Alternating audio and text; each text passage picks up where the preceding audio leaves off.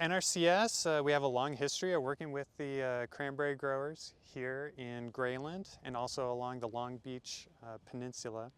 We started with NRCS back when I first got into cranberries, but it started with our ditches, and we started what we call cribbing. Is actually a lining of wood on both sides of the ditch to keep the integrity of the ditch and try to stop the loss of topsoil.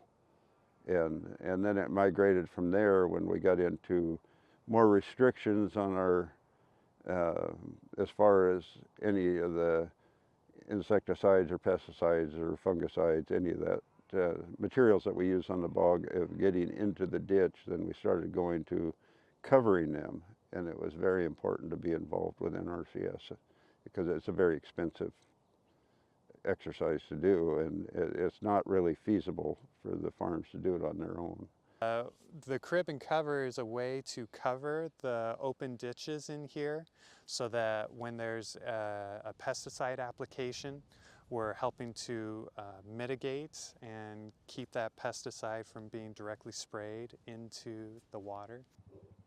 Overall, it's been great to work with, and it's been an absolute necessity for us to try to comply with the environmental challenges in our area here.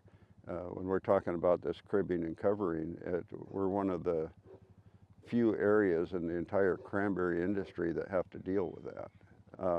But without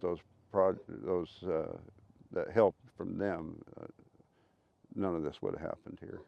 Very, very few bogs would have been able to put that kind of finance into their. Most of us are struggling to make it anyway.